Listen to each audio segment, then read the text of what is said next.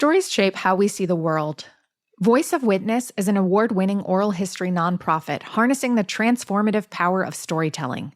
We work with individuals and communities impacted by injustice, helping them document their lived experiences through oral history, telling their own stories in their own words.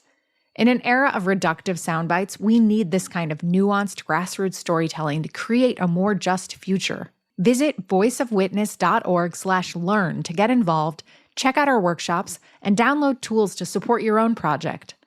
Join us in building a more connected world, one story at a time. Hi, I'm Rashmi Sajani, founder of Girls Who Code. Look, I'd consider myself a pretty successful adult woman. I've written books, founded 2 successful nonprofits, and I'm raising 2 incredible kids. But here's the thing. I still wake up wondering, is this it? And if the best years are yet to come, when's that going to start?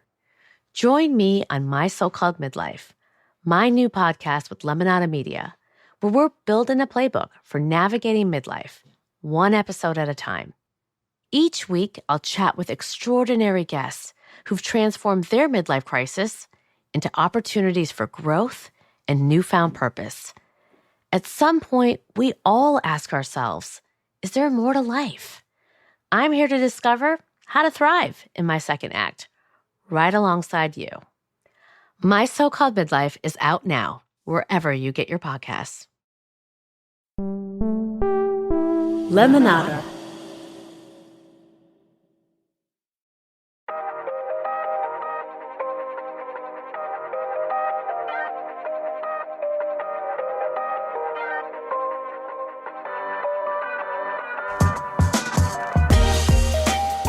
Hello and welcome to Good Things. I'm your host, Gloria Riviera. I am so thrilled to tell you that we have 2 guests joining us today to talk about one of our country's most exciting new national monuments. Our guest, Efrain Guerrero, is the executive director of the Stonewall National Monument Visitor Center, the first LGBTQ+ visitor center within the national parks system, with the support of the Lee Foundation and our second guest, Marcus Ceniceros. Its mission is to preserve, advance, and celebrate the legacy of the Stonewall Rebellion. And that is no small task, given the physical location was of late a bagel shop and nail salon. It has taken a great deal of work, perseverance, and fundraising to ready the center to open its doors. In the early morning hours of June 28, 1969, a riot broke out at the Stonewall Inn in New York City. 9 police officers raided the inn, attempting to arrest patrons and staff. But those inside rebelled, and the police officers retreated back into the inn. Rioters set the bar on fire, and the officers escaped only after reinforcements arrived. For days on end, the riots continued, thousands of people arguing for equal rights denied to them over the course of history in the U.S. The Stonewall riots became the beginning of the modern gay rights movement in this country and the world. And now there is a place to go to feel seen, validated, and worthy of equal rights. You'll hear me talk of a reporting trip I did recently to Tennessee, where anti-trans bills have been passed. It gives me great hope to know there is a place young people in this country might go to see or at least learn about to bring them a sense of peace and acceptance that who they are is wonderful.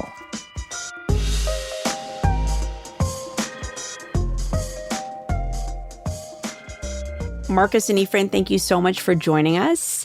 I want to start with a question going back in time a little bit for you both. We can start with Marcus. Is there an early memory you have that you reflect on, maybe not so early, that brought you to this work, the work that you do with the Lee Foundation, Marcus? Yeah, definitely. So I was a teacher for 8 years. I taught primary school in Houston, New Orleans, and in Chicago over the course of that time. And one of the things that I wanted to do in showing up in that classroom is creating a space that I wanted to have as a kid. Growing up in Texas, growing up queer, sort of growing up thinking about, gosh, I don't know that if I was my true self in all of the spaces that I would be successful. that I'd be able to grow up and have a job that I wanted to have. Also being Latino and from an immigrant family, these were just all felt like barriers for me. And so in creating space in my classrooms for students to be authentically themselves was really important. And now in my work of developing leaders as adults, still, right, those things stick with us throughout our life. And we have to untangle and unlearn a lot of those things in thinking about how we might pursue elected office or do public policy work or be civically engaged in another way. And so the fact that I get to do that every day, I get to have these like sort of deep, authentic conversations and help bring people to a leadership role in their life is exciting. And that's what keeps me doing this work every single day, even when things get hard and levels of optimism are lower in the political space right now. I have a lot of optimism and hope for what we can do together through leadership. Right. And things do get hard. I imagine it was not a smooth road to the eventual opening of the Stonewall National Monument Visitor Center. Efrain, do you have any reflections on what brought you to this work, where your passion is, why you stay so dedicated to opening those doors? Yeah, my sort of the type of work I've done, the past 20 years has, varied somewhat in between working in education and then again being back in the space, working within the LGBTQIA plus community. But I think similar to, it's interesting, Marcus, I have some similar stories. My parents, immigrants from Mexico, and just by having very little growing up, I think I learned a lot, especially from my dad, on what it means to give back. We always had like relatives staying with us. We always had an open door. He was always someone who, even within his own community back home, was finding ways to improve it. I spent a few years after college working for GLAAD and other LGBTQIA organizations, and then made a shift to working in education. That's how Marcus and I actually met. And then most recently, got involved in the Visitor Center project. And it's just, honestly, it's kind of nice to be back home.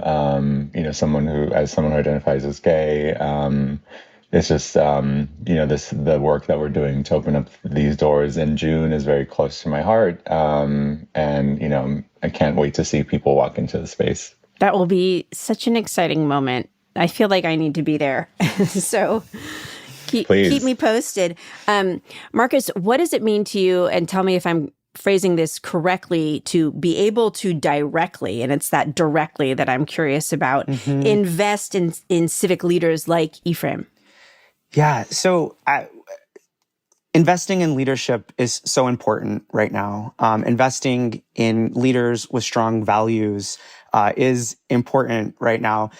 Every community across the country is going to have an issue that can be solved differently, that people might have a different approach to doing that, right? I do not feel like I'm in the business of saying, you must check this box and believe this thing to do this work well. I'm in the business of saying, what are your values?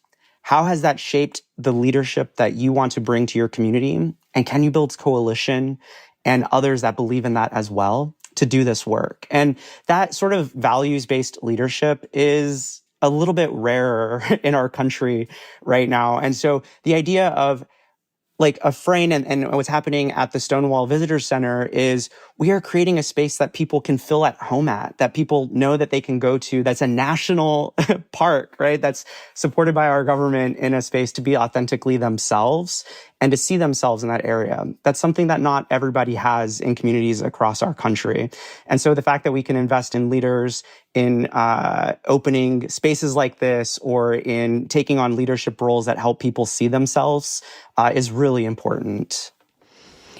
Efrain, I'm curious about how you two got together. You both mentioned education, which is a cause near and dear to my heart. But, Marcus talks about finding people in whom to invest with values-based leadership, demonstrated and potential, right? That there's a long road ahead. He also talks about, and this makes me think about what you mentioned from your experience as a child, but creating and supporting spaces where people can be authentically themselves. So Efrain, my question for you is, how much progress have we made, and what is the work yet to be done?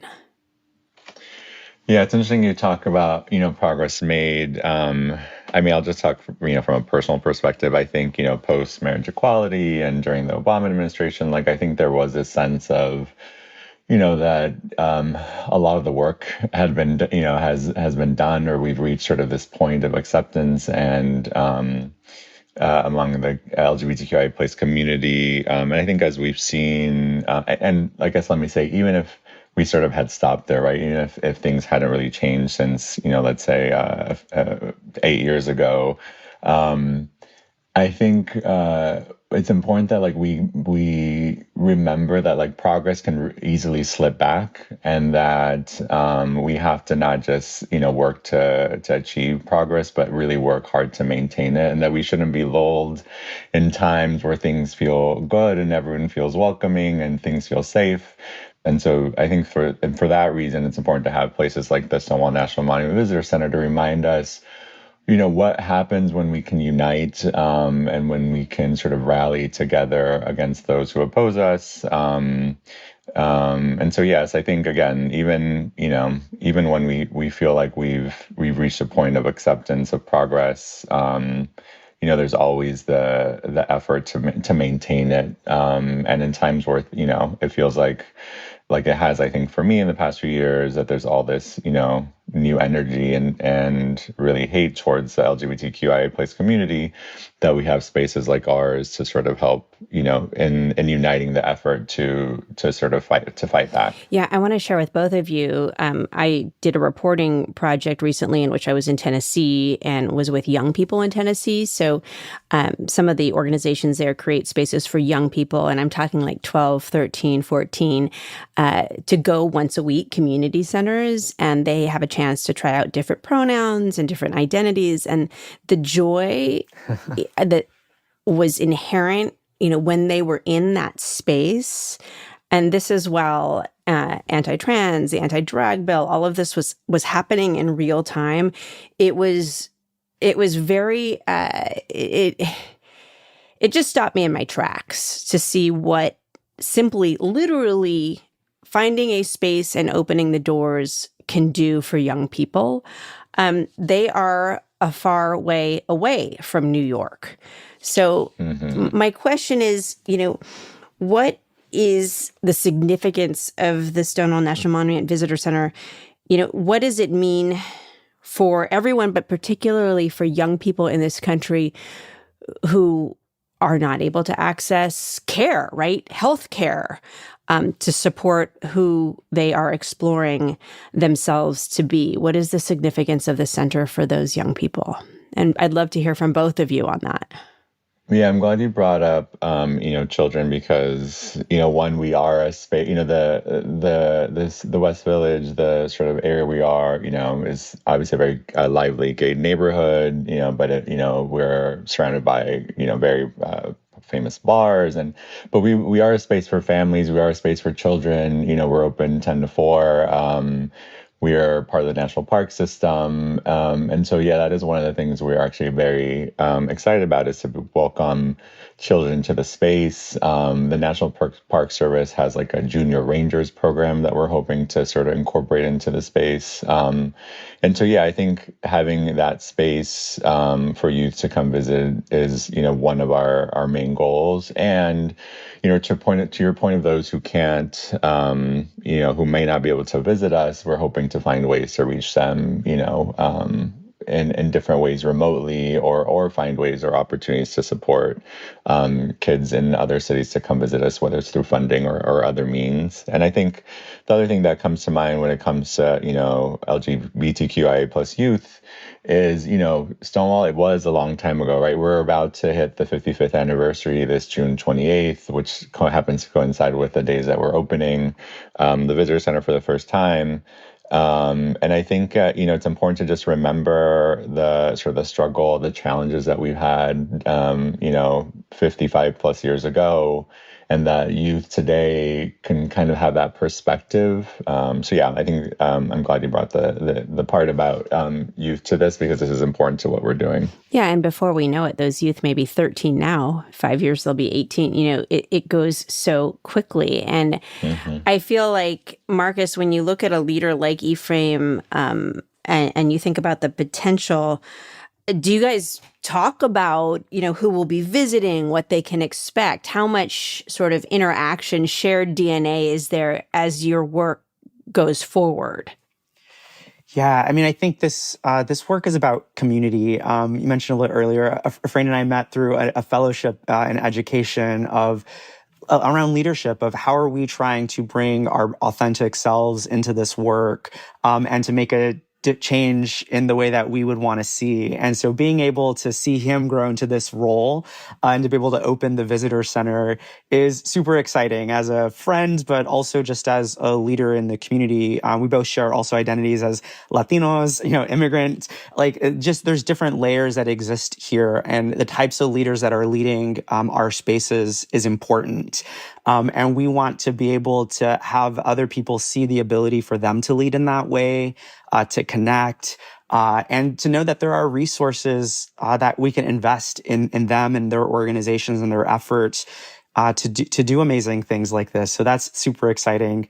We've talked about how young people can exist here. And one of the things that's just been so hurtful for me in thinking about the political landscape of our country right now is how young people exploring their queer identity or their LGBTQA plus identity has been weaponized, that it is somehow illegal to talk about our identity in some states, that we want to ban books or prevent teachers from having authentic conversations with their students. And that is going to be a big challenge for leaders to sort of reverse these policies that have started to get enacted, and to kind of fight back in that. So having an anchor like the Stonewall Museum in New York, of course, but also in other communities across the country is really important in trying to help people who haven't heard about these types of initiatives, who don't necessarily have that in their community, that they can reach and they can find organizations and leaders that align with their values, their identities, and the type of change that they want to see in the world. And that's a really important thing for us right now. We're going to take a quick break, but we will be right back with more on Good Things.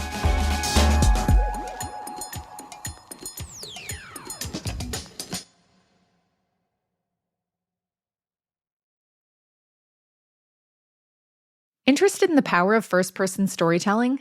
The Voice of Witness book series documents the oral histories of people directly impacted by and fighting against injustice. Each collection supports historically excluded communities to tell their own stories in their own words. The books feature a diversity of voices, including those of refugees and immigrants, incarcerated people, communities displaced from public housing, farm workers, indigenous peoples, and more. These powerful stories highlight crucial issues and expose the impacts of harmful narratives and policies, laying the groundwork to build solidarity and movements for change. Voice of Witness books are read and used by thousands of educators, organizations, and advocates across the country each year. Visit voiceofwitness.org/read to learn more, access free resources, and get involved. Want more from your favorite Lemonada Media podcasts while supporting the shows that help make life suck less? Subscribe to Lemonada Premium today. As a subscriber, you'll unlock exclusive bonus content like never-before-heard interviews, behind-the-scenes moments, bonus episodes, and so much more. It's easy to sign up no matter what podcast app you use. On Apple, you can just click the Lemonada logo in the Apple Podcast app and hit subscribe. For all other podcast apps, head to lemonada.supportingcast.fm to subscribe. That's lemonada.supportingcast.fm.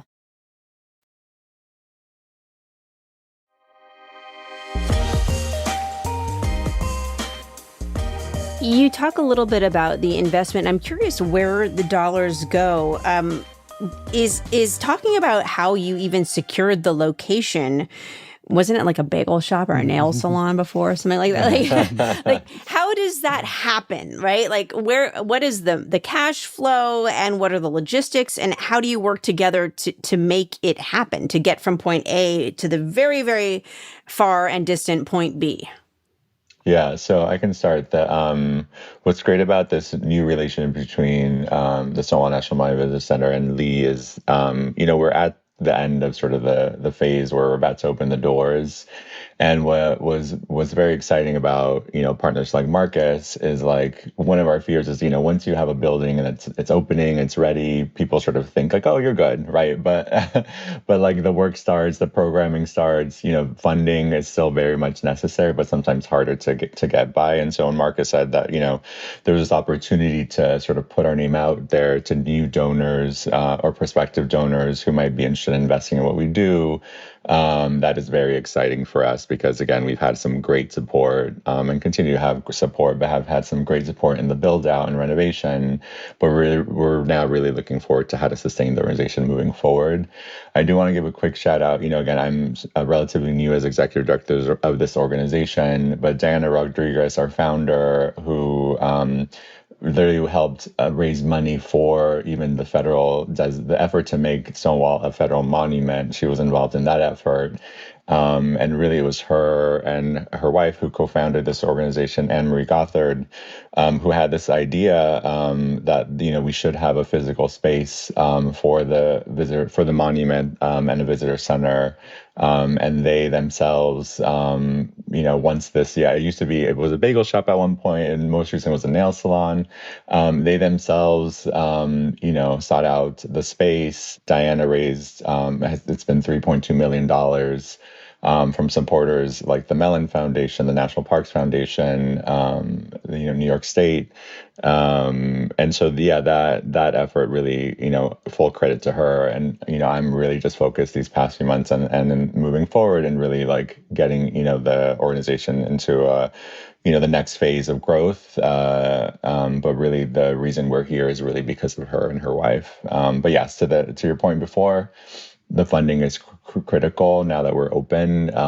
There's really a lot we can do within and outside of the space. And it's because of partners like Lee and Marcus that we're able to really, look forward and see what's next. So what is next, Marcus? When you go to people to encourage funding, what are you saying to them about what is next? And as you say, Efrain, the doors are open. You're good. Well, not exactly, right? So what is the messaging to current donors and potential funders? Definitely. So leadership can be invested in many different ways, and these types of spaces can be invested in many different ways. One is patronage. Like we want people to go to visit the spaces you're talking about. I don't know if the visitor center is going to be right next to the Stonewall bar that still exists, right, and right in front of the park that exists there. A quick story, if you don't mind, and then I'm going to talk about how people can do the investment. But we love New York City stories, so bring it. So the national park itself is a very small little park in front of Stonewall, and there's 2 statues of gay couples that exist in the park. And when I first moved to New York just 2 years ago, that was one of the first places I went, and I sat next to the statue, and I just sat there and cried because it's just such an important thing to be seen in that way, and to have a space like that recognizes your identity, that recognizes who you are as a person, and then is supported in that type of a way. And having spaces like that and leaders who ensure that spaces like that exist is important. So we need to invest in their leadership in making sure that they have what they need to change these policies, but also that financial aspect of it. There's small dollar contributions and large dollar contributions that are able to do that. We hope that we're introducing people to leaders like Efrain that they want to invest in, that they can think about how to do that. Perhaps it's a new organization that they've learned about. Perhaps they don't know who is serving LGBTQ plus communities across the country, or other communities that they care deeply about. And they want to be able to get connected and be able to get engaged and contribute. So that is what we are hoping in this project and in partnerships like with Stonewall that we have right now, which is the ability for people to find organizations and leaders that align with their values and their interests, and be able to help make a change in the way that they would like to see. Marcus, what is the story that you're telling people? Because I'm hearing a lot about, like, all of that sounds amazing and great. And especially with where we are now, the knowledge that there is somewhere to support, a place to support, a destination to support. And I keep going back to these kids I met in Tennessee. And it's like, do you know that there's a place you can go? Like it's a destination. But what is the story? Because I would think there is. I have no experience in fundraising, but I do in storytelling. And those heartstrings, once those are tugged a little bit, a different path opens. So what is the story that you're telling to people? For me, the personal story is that we want to do this work in the light, right? It is Pride Month right now. It's June. There's different ways in which people celebrate, but the origin of that was that people can be authentically who they are in public. They could do that at their place of work.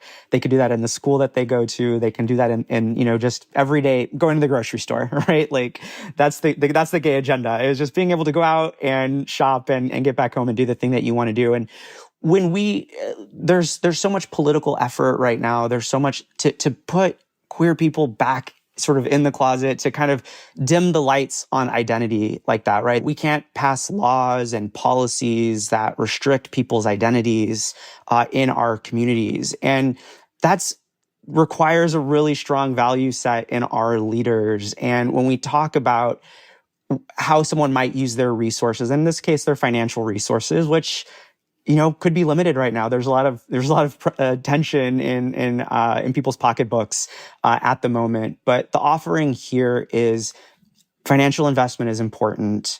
It's important to invest in leaders who can affect laws and policies or create spaces that impact your identities, or that impact identities of people that you care about. And the time is now. We need this work to happen, and that contribution can make sure that it does. So, Efrain, how do you take what Marcus has said? You are someone who's doing the work on the ground. I suppose my question is twofold for you. When you see the bottom line and you see what funding you have to work with, how do you allocate your priorities for where the money needs to go as executive director?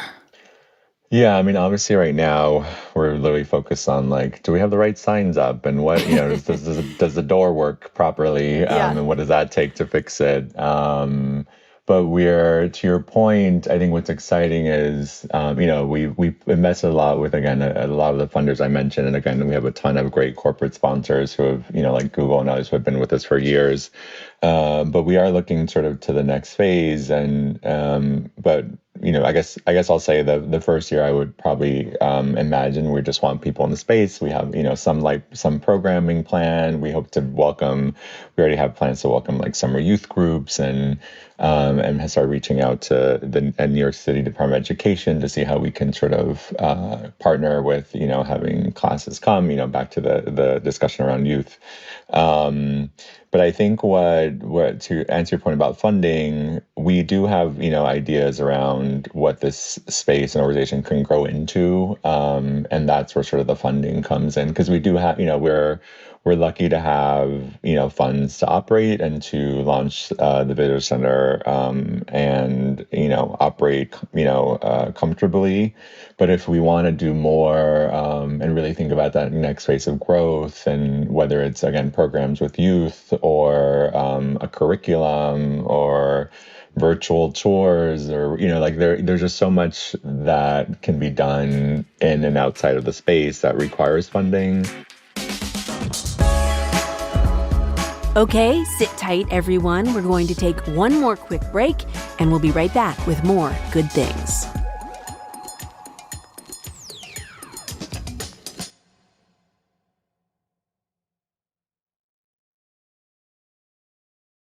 Hi, I'm Emily Deschanel. And I'm Carla Gallo, and we're excited to tell you about Boneheads, our new Bones rewatch podcast. I played Dr. Temperance Brennan. And I played Daisy Wick, and we are going to watch from the very beginning. We're going to watch the episodes. We're going to reminisce. We're going to laugh. We're going to cry.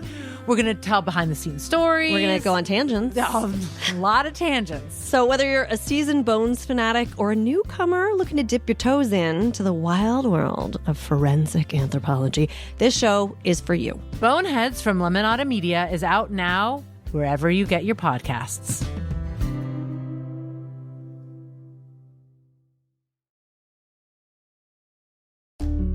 Want a sneak preview of hot new audiobooks? Then check out Your Next Listen, a new podcast from Lemonada Media and Simon & Schuster Audio. We've got everything: the hottest new thrillers, best-selling celebrity memoirs, and swoony romances. And these aren't tiny clips either. They're entire chapters you can listen to. Your Next Listen is out November 11th, wherever you get your podcasts.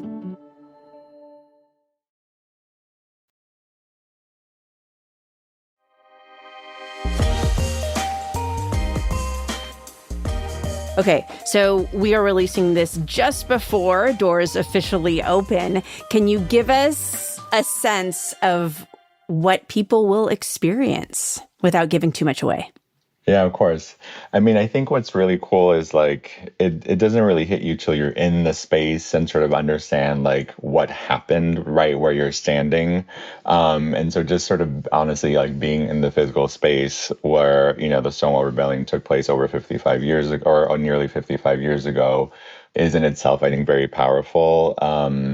We're again when the rebellion took place, the original Stonewall Inn bar was, you know, the bar that currently exists and the space we're in. So, you know, imagine, you know, how massive the bar was at that time. And so when you walk in, like Marcus mentioned, we're right across from Christopher Street Park, right next door to the Stonewall Inn.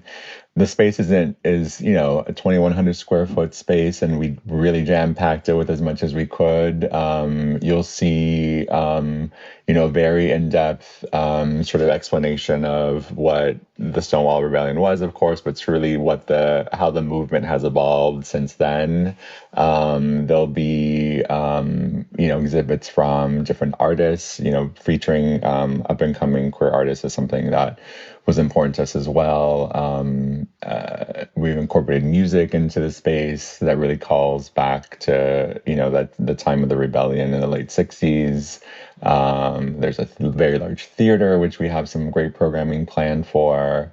And again, we just hope that people walk away, you know, learning more about the rebellion, but also being inspired by what it means for them personally, what it means for their work, and, you know, that they come back, you know, multiple times. Yeah. So, Marcus, what do you think you would have felt like had you been able to go there age 14, 15, 22, 28, you know, like just if you project, like what, I mean, you shared the story about crying in the park. How would you have felt had a visit been possible for you as a young person? Yeah, gosh, you know, I think as a young person, as a kid, I had these conversations with myself in my head saying, I think I want to be able to grow up and do this type, you know, and do something and be a leader in some kind of a way. And I was like, no, I can't do that. Because if I decide to actually be gay, then I can't do that. I'm not allowed to do that. Or I want to grow up and get married. Oh, if I am gay, like I can't do that either, right? So there's this conversation that young queer people kind of have saying, like, sort of taking away options from themselves. And a lot of that is because of visibility, of knowing that there are stories of people that have done this before. And growing up in West Texas, it was it's not like queer people didn't exist, but we didn't talk about it. And so just thinking about having that space that I could have gone to see heroes in the LGBTQ movement who fought back, who said, I am who I am, and I need you to recognize me. You are not going to constrict me. You are not, you know, we are going to fight back in this way and build something for our community. That would have been huge. And that's one of the biggest gifts I think people can both give to themselves, but can also receive from spaces that are created like the Stonewall Visitor Center will be. Efrain, just listening to this, in my perfect world, people will come not only from all over the states, but all over the world, right? They come to New York anyway. And what do you hope for people, adults, right, who've never been in a space like that before? What do you hope that they leave with? Yeah, I mean, similarly, I think there's just a lot of folks who might not know, who know sort of in vague terms what the Stonewall Rebellion was, but may not know that it was, took place over 6 days, and really like know, more about the voices that even back then within the community were not as prominent, like Marsha P. Johnson and Sylvia Rivera. So we're hoping that people will learn about, what happened. But we'll also, similar to what I said before, we'll start to think about like, what that means for their personal lives, for their work lives, what it means to be more involved in our community and help be advocates and allies if they're not part of our community. And even if you are a part of a community, like what it means, what your role is to continue to ensure that we make progress for full equality. And so, yeah, I hope people really feel feel inspired and feel, like there's something they can do more to sort of help the cause. Action. Yeah. I mean, I read that Stonewall pioneer and lifelong activist Mark Siegel has been involved. And you're smiling now, Efrain. What do firsthand accounts like his, how do they add to the value and the preservation of history of the rebellion? Mm-hmm. Yeah, so Mark Siegel, it's funny, there's different accounts of what happened during the rebellion and different accounts of who was there. But what was really great to be connected with Mark, who was there the day of the rebellion over almost 55 years ago, is that we do have firsthand accounts. And he was, he's been an advisor and very integral in really helping us curate the space, helping us tell the story. And, even having him walk in and say, oh, yeah, here's where the bar was. And like, here's where we used to dance. And here's where the jukebox used to be. And just even seeing, speaking of like, being inspired in the space, we have, this video of him first seeing the space and dancing as we play the jukebox. And it's just, incredible to see 55 years later that, we were able to have someone like Mark who was there, who was able to help us tell the story in a very authentic way. And, and we hope that people can see that. Yeah. So, Marcus, when you came to New York and you sat in the park and you cried, to what extent, I mean, I say that very matter-of-factly, it's a very moving story, and I'm sure you're not alone in having that experience. No, sitting in the park and crying is a very New York experience. So yes, I don't, very New York experience. But my question is, how much did you know about the Stonewall riots? And did you know a lot? Did you know that it was, I will say, the catalyst for the gay rights movement in the U.S. and around the world? Was that part of what was bringing you to tears? Or was it the energy there? I mean, I'm so fascinated by the feeling, right? The feeling in the air there.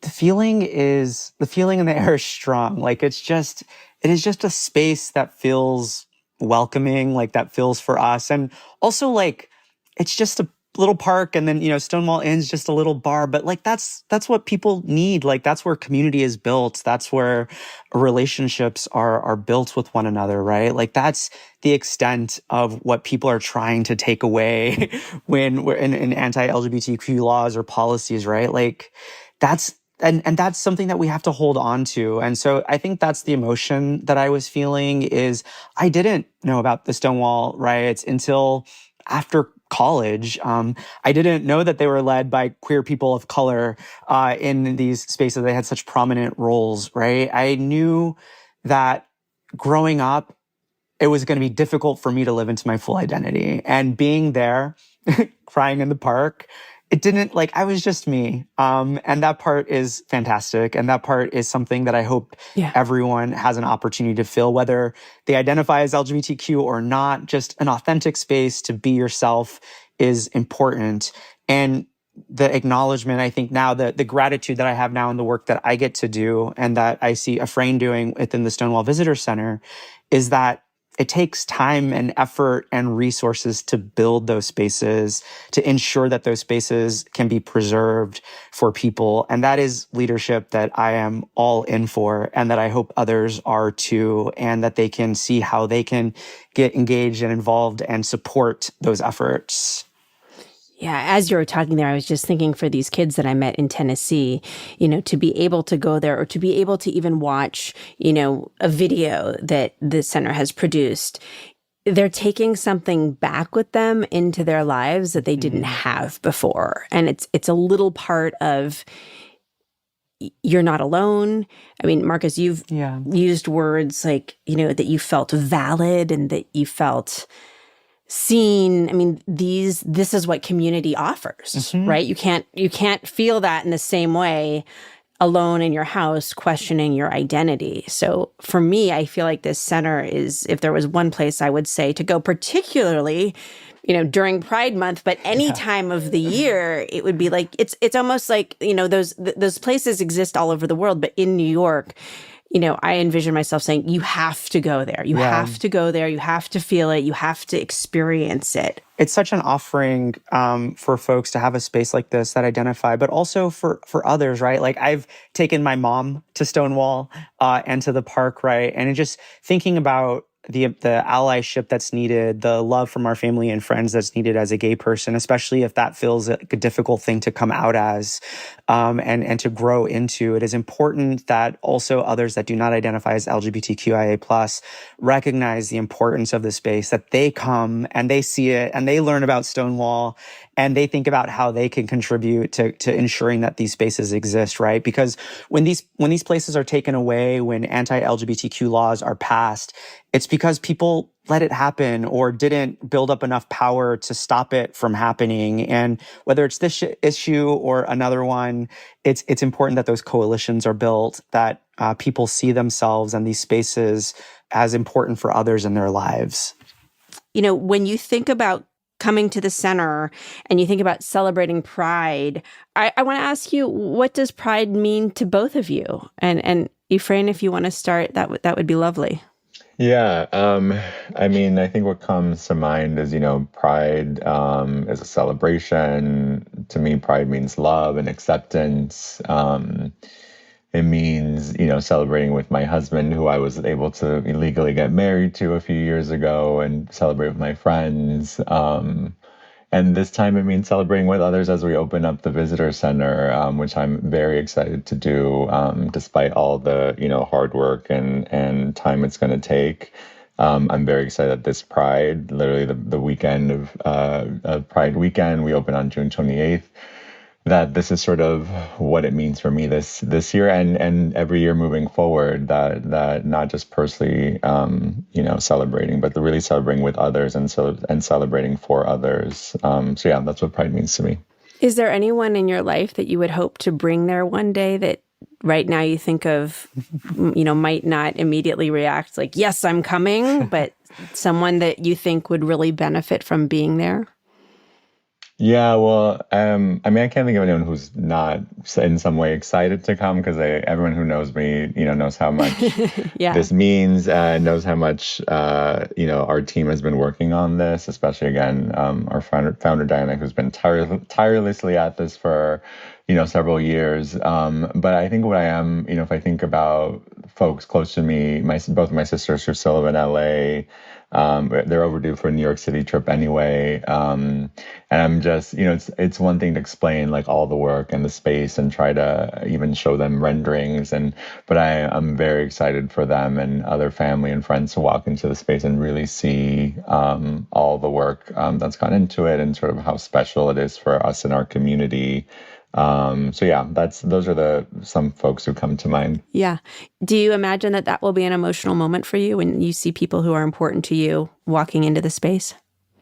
Yeah, I think it will be. And again, I've worked for, different organizations over the years. And yeah, it's just a very different feeling to sort of have a physical space with this historic significance that we hope to do so much in and invite thousands of people to visit. I'm just very proud of being able to help lead this organization and continue this effort moving forward. And so, yeah, I'm excited to welcome friends and family and really, have them see all the hard work pay off. Yeah. And Marcus, for you, what does Pride mean for you? Yeah. I think Pride is a celebration. It is a continuation. It's a marathon. It's a space that has been created for us over generations of folks, people who had much limited more ability to be themselves authentically and who had a greater risk to walk down the street with a pride flag in their hand, but they did it. And that's allowed for moments like this to happen in the future. I think of the larger, sort of community within the LGBTQIA+, both Efrain and I identify as cis gay men, but I think about all the different identities within our space that also need visibility. I think about our trans brothers and sisters or cousins in this space, people that have lived through the AIDS epidemic and didn't see a future in this space. And so when Pride happens, yes, it's fun. It's the parade. It's all of that. But it is a deeper sense of we are a part of a community that has been here, that will continue to be here. And that has to continue to show up in public spaces and be civically engaged to ensure that those spaces are preserved for the future, and that the experiences of doubt or shame or just non-sort of visibility that we might have felt as kids begins to lessen for those young people that you mentioned in Tennessee, but for kids across the world who just want to be themselves and, feel like that's okay. Yeah. And let me just ask, because we haven't touched on it, but why do you think, Marcus, that there are not more people from the LGBTQIA plus community who have real seats at the table? Oh gosh, I could talk about this all day, but I know we need to have another hour-long interview for this, but just touch on it for a moment for us. Listen, one of the things that we talk about a lot in our work at Lee is that laws and policies are just our values written down. And those people who have power can create the laws and policies, and their values elevate in our laws and policies. And right now, and in many ways, the electoral structures across our country have been designed to keep people out, to minimize voices, not just of LGBTQ folks, but people of color, but of people that have experienced poverty. And that has to change, but we can't change it until we really take a strong look at how our systems are built to restructure those and redesign those in a way that reflect a community's values. But those values might exist, right? In Tennessee, in Texas, when you talk to people, even family, who don't quite see the need, why does that matter? Why does that matter in everyday life? And that is something that we have to be in conversation with others about. We have to be able to take moments like Pride Month or a national monument to be able to say, this is why, this is how difficult it has been. This is the importance of laws and policies being reflective of communities and being open and not restrictive. And that's going to take a lot of effort again, right? We folks that rioted at Stonewall. That was one particular political effort. We are in the midst of another one right now. And I believe that the solution here is strong values-based leadership. And I hope that people, one, see themselves that way, and two, see how they can support and resource others to do this work as well. Well, I think that's the perfect note to end on. Thank you so much. Thank you to you both for the work that you do, for the doors that you're opening. I don't know where we would be without people like you. So thank you so much. Thank you so much. Thanks for the chance to talk about this. Thank you.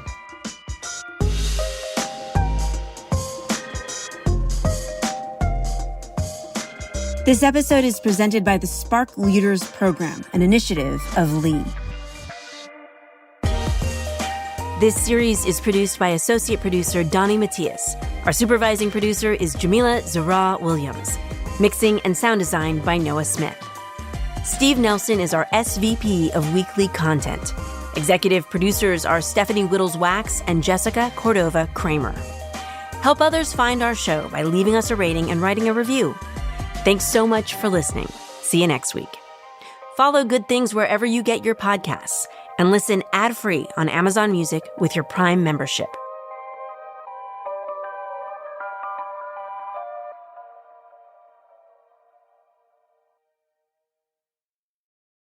Hi everyone, Gloria Riviera here, and we are back for another season of No One Is Coming to Save Us, a podcast about America's childcare crisis.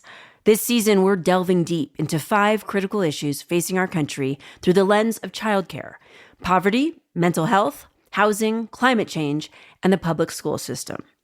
By exploring these connections, we aim to highlight that childcare is not an isolated issue, but one that influences all facets of American life. Season 4 of No One Is Coming to Save Us is out now wherever you get your podcasts.